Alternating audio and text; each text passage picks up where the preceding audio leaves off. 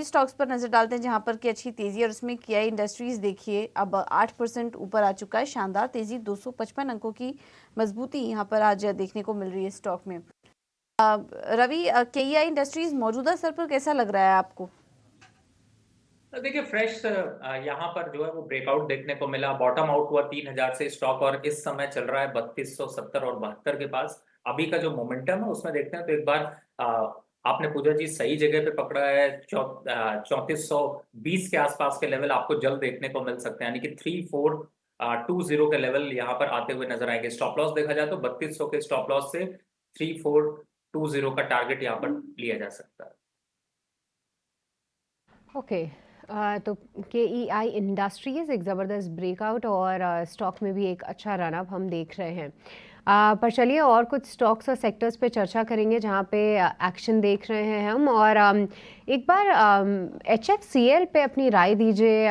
कपिल, क्या कुछ देख रहे हैं आप चार्ट्स पे, क्योंकि कुछ दिनों पहले भी हमने इस काउंटर को अच्छी तरीके से बज़ होते हुए देखा था और आज एकाएक इसमें तेज़ी भी आई है, 11% की तेज़ी। क्या वॉल्यूम्स का पुश भी है यहाँ पे और क्या कुछ ट्रेड लेना बनता है? बेसिकली आज के ट्रेडिंग सेशन में हम देखते हैं तो हर एक टेलीकॉम काउंटर का जो मेजोरिटी लीडिंग है, भारतीय एयरटेल हो गया, इंडस टावर हो गया, टेली ऑपरेटर्स या फिर कम्युनिकेशन केबल्स वायर्स में काफी अच्छी मोमेंटम बढ़ोतरी हमें देखने मिली हुई है। तो ओवरऑल ये पर्टिकुलर सेक्टर आज की थीम बनी हुई है, अच्छा सा रिएक्शन देखने मिला हुआ है। एचएफसीएल का मैं टेक्निकल चार्ट और मंथली टाइम फ्रेम पे देखता हूँ तो एचएफसीएल में बहुत टाइम पहले 23 से लेकर 100 रुपए तक की काफी अच्छी मोमेंटम आई थी, लेकिन अच्छी मोमेंटम होने के बाद में स्टॉक प्राइस ने काफी महीनों तक एक ही रेंज में कंसोलिडेट। आई थिंक 2 साल से प्राइसेस ने 56 on the lower side and 85 on the higher side का एक रेंज बना के रखा हुआ था, जो इस महीने में हमें काफी अच्छे से ब्रेकआउट होते हुए देखने मिलते हैं। तो जब भी हम लॉन्ग टर्म चार्ट देखते हैं तो उसका एक स्ट्रक्चर हमें क्लियर हो जाता है कि हाँ, ये स्टॉक काफी पॉजिटिव मोमेंटम में आ गया है। और लो टाइम फ्रेम में हम नॉर्मली उसकी ट्रेड अपॉर्चुनिटी ढूंढने की कोशिश करते हैं। तो नो डाउट आज स्टॉक 10% से ऊपर है, लेकिन ये इन सारी कैटेगरी के स्टॉक्स का जो हम देखते हैं तो multi year breakout kind of scenario है। तो थोड़ा बहुत रिट्रेसमेंट के लिए देख सकते हैं। इस पर्टिकुलर स्टॉक को किस्तों में बाय करना चाहिए। 103 के लेवल पे चल रहा है अभी, और नीचे में उसके कहां ना कहां पे 100 रुपए तक के सपोर्ट लेवल ओपन हो जाते हैं। और पोजिशनली 95 का यहाँ पे आपको स्टॉप लॉस रखना पड़ता है। 7 से 8% का रिस्क है, लेकिन इसके सामने स्टॉक के ऊपर में पोटेंशियलिटी 120 122 तक की हो सकती है।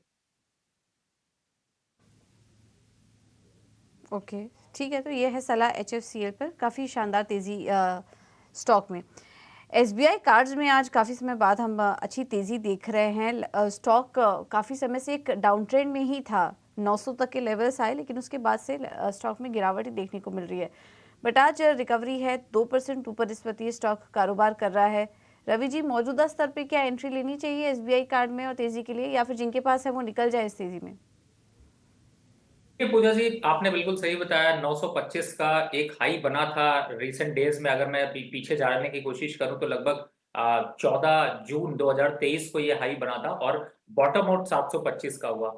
अभी ये स्टॉक थोड़ा सा पुल बैक कर रहा है लेकिन सपोर्ट नहीं दे रहा, तो मुझे लगता है फ्रेश बाय से तो बिल्कुल बचना चाहिए। यहाँ पर जल्दबाजी ना करें, क्योंकि ये स्टॉक आज जो यहाँ पर बढ़त आई है, ये हो सकता है बढ़त अभी 775 के आसपास तक देखने को मिले। उन लेवल्स पर आता है तो आप पीछे जो बाय आपने किया हो या फिर आपने ऊपरी खरीदा हो, एक बार एग्जिट हो जाइएगा, क्योंकि अब ये दोबारा अगर स्टॉक देखते हैं तो मुझे लगता है कि 650 के लेवल यहाँ पर दिखा सकता है। तो ये पुल बैक थोड़ा सा जो है वो रिस्की है। यहाँ पर खरीदारी बिल्कुल ना करें और एग्जिट होने की कोशिश करें। इनफैक्ट मैं हमेशा एसबीआई कार्ड और एसबीआई में एक स्ट्रैटेजी बताता हूँ जिसे आप प्ले कर सकते हो, और इस समय रिस्क रिवॉर्ड रेशियो बहुत अच्छा है। तो अगर आप पेयर ट्रेड के हिसाब से देखें या फिर आप एसबीआई कार्ड में स्टक हो गए हैं, फंस गए हैं, तो यहां पर करंट लेवल पे एसबीआई में पोजीशन स्विच कर लीजिए। बड़ा अच्छा मौका है, अच्छे लेवल्स पर एसबीआई मिल रहा है, अच्छे करेक्शन पे मिल रहा है और आपको वो जल्दी प्रॉफिट दे जाएगा। तो मुझे लगता है कि आप यहां से अपनी पोजीशन, जो भी इन्वेस्टर इसको देख रहे हैं वो अपनी पोजीशन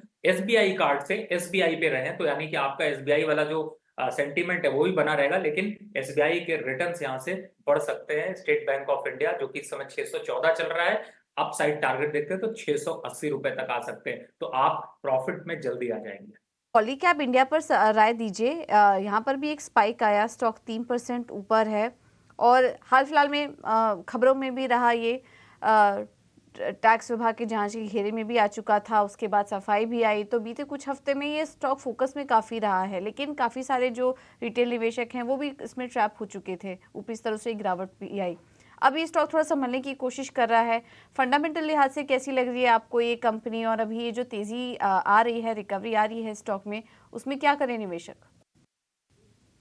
देखिए पूजा जी, जब भी स्टॉक में इस तरीके से गिरावट आए और कोई वाद विवाद हो रहा हो तो सबसे पहले आपको अपना हाथ उससे निकाल लेना चाहिए। अब इस स्टॉक की अगर एक बार को चर्चा की जाए तो मुझे लगता है कि इस स्टॉक ने 13 दिसंबर को हाई बनाया था लगभग 5,750 रुपए के पास, और उसके बाद से गिरावट जारी है, 4200 रुपए का रेट आ गया और आपने वाद विवाद भी देखे। इस समय सेंटिमेंट पूरी तरह से नेगेटिव है। ये जो उछाल है इसमें एक बार को निकलने की कोशिश करनी चाहिए। और अगर आपने पीछे खरीदा है, जैसे बहुत से लोगों ने हो सकता है 4,000 पे खरीदा हो, लेकिन उन्होंने खरीदा हो इसको जुलाई में या अगस्त में, तो मुझे लगता है कि अब आपको कंटिन्यू नहीं करना चाहिए, थोड़ा सा यहाँ पर समय दीजिए, क्योंकि ये स्टॉक अब 3500 के टारगेट दिखा सकता है। थोड़ा सेंटिमेंट यहाँ पर और पुअर होते हुए नजर आ रहे हैं, तो मुझे लगता है कि जो ये उछाल है, ये उछाल एग्जिट होने के लिए लेना चाहिए। और मुझे ऐसा लगता है कि जो अभी 4280 का लेवल देख रहे हैं, ये मैक्सिमम आपको 4480 या 4450 के आसपास आते ही आते ये स्टॉक थक जाएगा,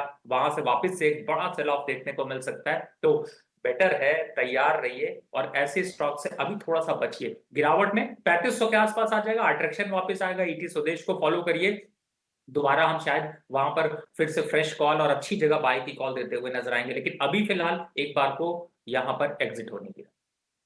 ठीक है, पर चलिए अब आगे बढ़ेंगे और फिर से एक बार ऑप्शन मार्केट का रुख करेंगे और लेकर आएंगे आपके लिए ऑप्शन की अगली रणनीति हमारे सेगमेंट ऑप्शंस के चैंपियन में।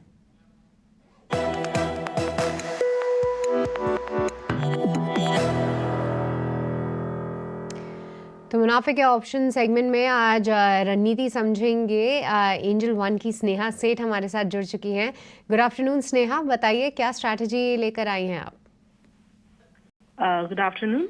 अगर आप इंडिविजुअल काउंटर्स में देखें तो मारुति ये काउंटर अगर आप देखें तो काफी अच्छा करेक्ट हुआ है। उसके बाद आज थोड़ी सी बाउंस बैक जरूर दिख रही है, बट मुझे लग रहा है इट इज एन अपॉर्चुनिटी कि आप यहाँ पे पुट ऑप्शंस बाय करके ट्रेड करें। तो आई वुड सजेस्ट 9800 की जो पुट ऑप्शन है फेब सीरीज की वो बाय करें।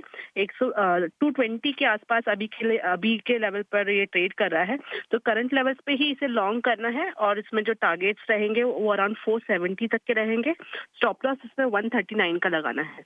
आना चाहूँगा बाजार के इस उतार चढ़ाव भरे माहौल में मेटल स्टॉक्स जो हैं वो इस वक्त अपनी चमक बिखेर रहे हैं। चुनिंदा स्टॉक्स अगर हम बात करें हिंडाल्को, नाल्को, वेदांता, इन सभी में जो है वो एक बेहतर संकेत नज़र आए हैं। ज़रा मेटल स्टॉक्स पर अपना नज़रिया दे दीजिए, क्या इस तेज़ी की सवारी की जा सकती है?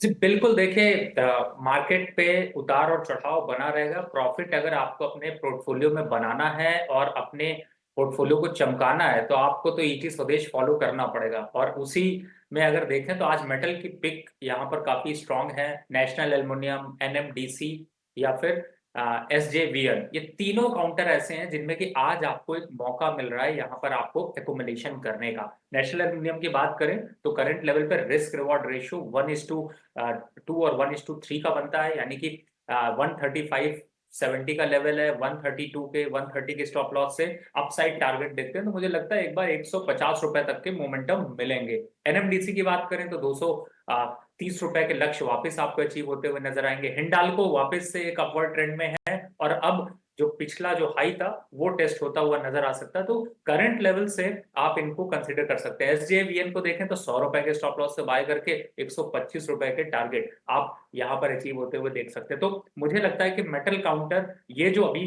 करेक्शन है ये बहुत अच्छा करेक्शन है और इन लेवल्स पर आपको मेटल काउंटर को ऐड करना चाहिए अपने पोर्टफोलियो में। अब आगे बढ़ेंगे और जानेंगे कि ऑप्शन मार्केट में क्या होनी चाहिए आपकी कमाई की रणनीति, और रुक करेंगे हमारे अगले सेगमेंट ऑप्शंस के चैंपियन का।